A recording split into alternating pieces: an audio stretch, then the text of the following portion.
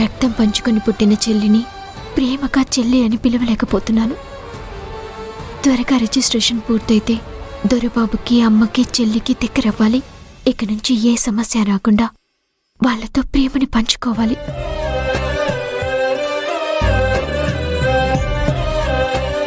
ఏంటి అలా చూస్తున్నావు? అదేం లేదు. నువ్వేంటిలా వచ్చావు? పెళ్లి కూతురివి కదా, అలా చేతులు ఖాళీగా ఉండకూడదు. అందుకే గోరింటాకు పెడదామని తీసుకొచ్చాను. రా, వచ్చి కూర్చో.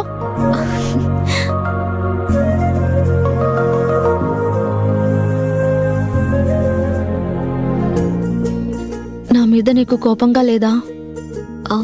దేని గురించి? ముక్కోటమ్మతో కలిసి నిన్ను కిడ్నాప్ చేయించాను. డివోర్స్ మీద సైన్ చేయమని బెదిరించాను కదా, దాని గురించి. లేదు, నీ భర్త మీద నీకున్న ప్రేమని నేను అర్థం చేసుకున్నానని చెప్పాను కదా.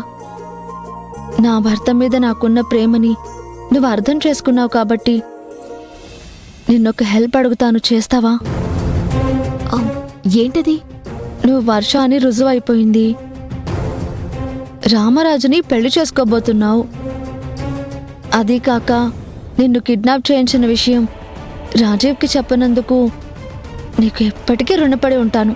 హెల్ప్ అడుగుతానని ఇవన్నీ చెప్తున్నావేంటి? అక్కడికే వస్తున్నాను. నీ మంచి మనసుతో నాకొక పని చేసి పెట్టాలి. నన్నేదో అడగాలని అడగలేక ఏదో చెప్తున్నావు. ఏం చెప్పాలనుకున్నా సందేహించకుండా చెప్పు. రాజీవ్ పేరుకు నన్ను పెళ్లి చేసుకున్నాడన్న మాటే గాని నా మెడలో 2 ముళ్ళే వేశాడు. అందుకని మీ పెళ్లితో పాటుగా రాజీవ్ చేత నా మెడలో 3 ముళ్ళు వేసేటట్టు చేయవా? నువ్వే తనని అడగకపోయావా? చాలాసార్లు అడిగాను, ఉపయోగం లేదు.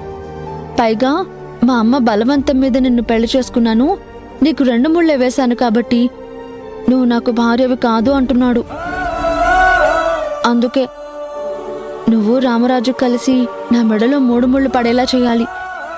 ఆ పని చేస్తే నీ మేలు ఎప్పటికీ మరవలేను. అసలు నేను దొరబాబుని వదిలేసి దూరంగా వచ్చిందే శ్రావ్యతో తను బాగుండాలని. కానీ అది జరగలేదు. నా మీద ప్రేమతో దొరబాబు శ్రావ్యకి దూరంగానే ఉంటున్నాడు. శ్రావ్యకి రాజీవ్ అంటే ప్రాణం. నా చెల్లెలు సంతోషంగా ఉండాలి. తను కోరుకుంది తనకి దక్కాలి. దక్కేలా చేస్తాను. మాట్లాడవేంటి వర్ష? అదే, నువ్వు అడిగిన పని నేనిలా చేయగలనా అని ఆలోచిస్తున్నాను. మీ ఇద్దరి పెళ్లి రాజీవ్ దగ్గరుండి చేస్తున్నాడు కదా, మీ మాటకి రాజీవ్ చాలా విలువిస్తాడు. నువ్వు రామరాజు కలిసి అడిగితే రాజీవ్ కాదనడు, గ్యారంటీగా ఒప్పుకుంటాడు. నాకు సాయం చేసి పెట్టవా ప్లీజ్? నేను ఇంతలా అడుగుతుంటే ఆలోచిస్తావేంటి వర్ష? సాటి ఆడపిల్లగా నా బాధను అర్థం చేసుకోలేవా?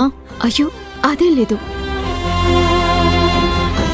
పెళ్లి పీటల మీద నిన్ను తప్పించి నీ స్థానంలో మీనాక్షిని కూర్చోబెట్టి రామరాజుతో పెళ్లి చేస్తాను. అలాగే రాజీవ్తో నేను 3 ముడి వేయించుకుని నువ్వు వర్షావైనా జ్యోతివైనా సరే అటు రామరాజుకి ఇటు రాజీవ్కి కాకుండా ఒంటరి దాన్ని చేస్తాను.